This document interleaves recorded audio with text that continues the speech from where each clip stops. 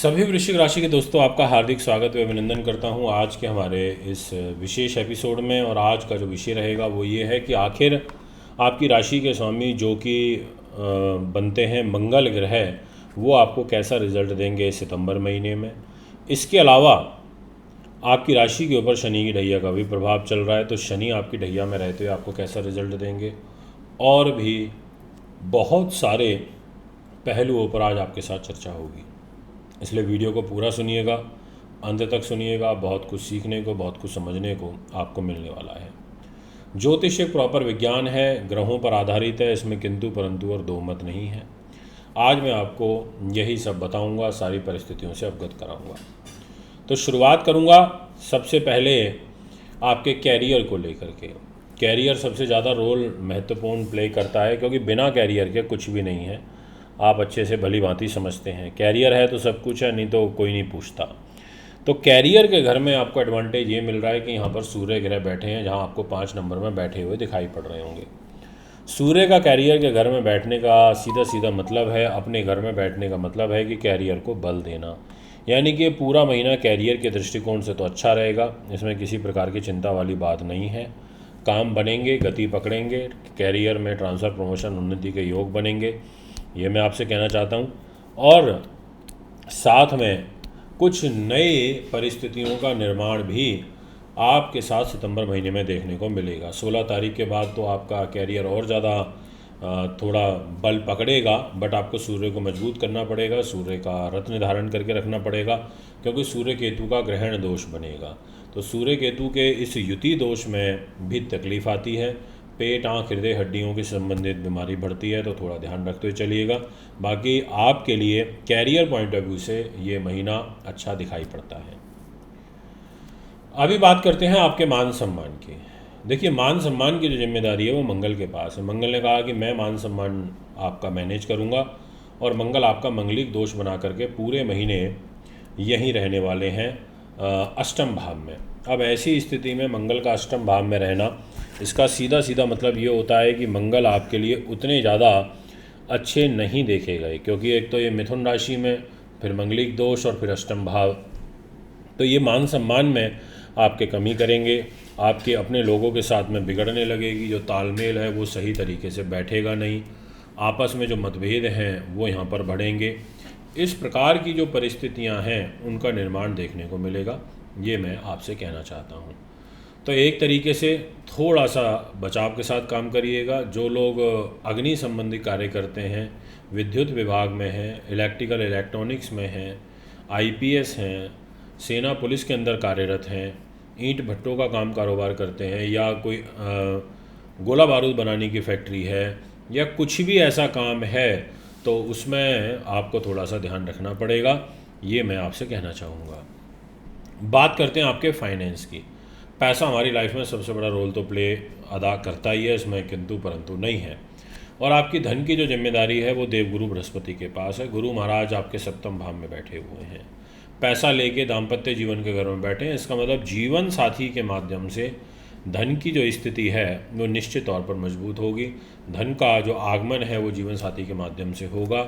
ऐसे ग्रह योग यहाँ आपकी राशि के अंदर बनते हुए नज़र आ रहे हैं, और बहुत सुंदर रूप में बनते हुए नज़र आ रहे हैं। इसलिए मैं कह सकता हूँ, आपको पूर्ण रूप से कह सकता हूँ कि ये जो ग्रह स्थिति रहेगी आपके लिए, ये काफ़ी महत्वपूर्ण है। दोस्तों, धन की आवक तो होगी, इसमें कोई दो राय नहीं है। उस घर पे कोई ऐसा खास विशेष बुरा प्रभाव भी नहीं है, तो आप अपनी ज़रूरतों की जो पूर्ति है उसको इस महीने में ज़रूर कर लेंगे।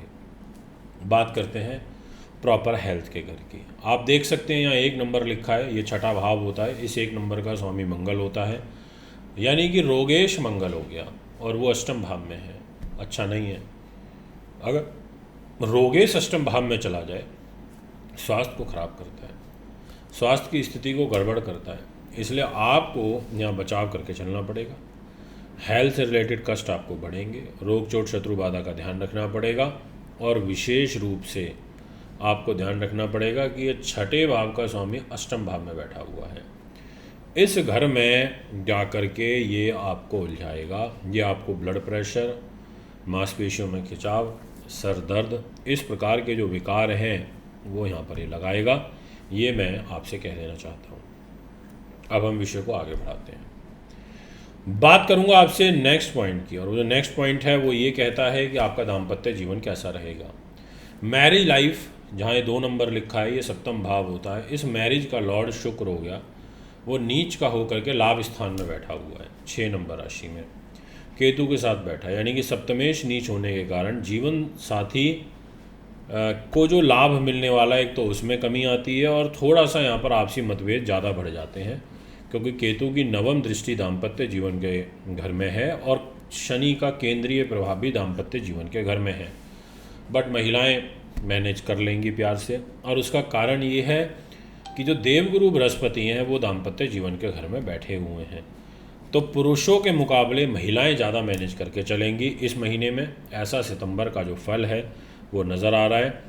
हाँ, ये ज़रूर बोलूँगा कि जो दैनिक इनकम है उसमें आपके कुछ कमी देखने को मिल सकती है। जिनका डेली बेसिस का काम है, डेली कलेक्शन का काम है, जिनका डेली ही धन के दृष्टिकोण से परिस्थितियाँ रहती हैं, उन लोगों के लिए।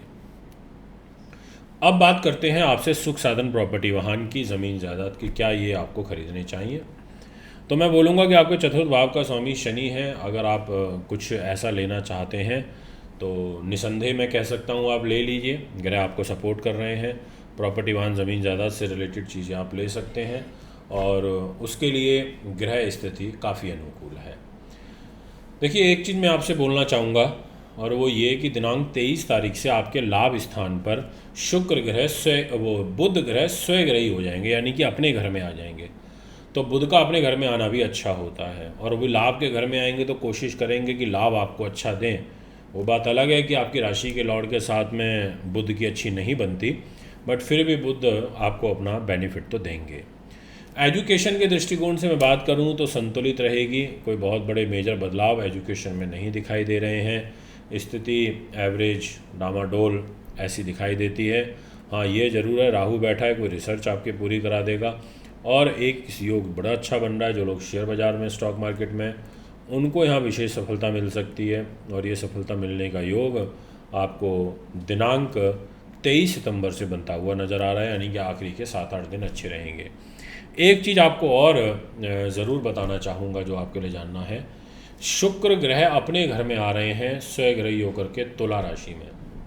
इसका मतलब है कि शुक्र जब स्व राशि के होते हैं तो ऐसे में कामातुरता की तरफ व्यक्ति ज़रूर चला जाता है, क्योंकि वो सप्तमेश होकर के द्वादश स्थान में चले जाएंगे।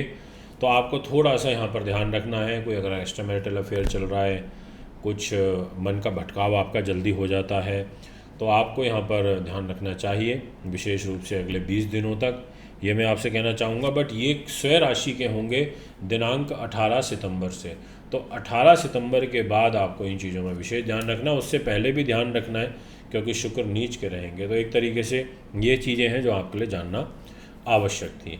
विदेशों से रिलेटेड काम दिनांक 23 तारीख के बाद आपका अवश्य बनेगा, ये मैं आपसे कहना चाहता हूँ। कोई फाइल लगाना चाहते हैं 23 तारीख के बाद लगा सकते हैं।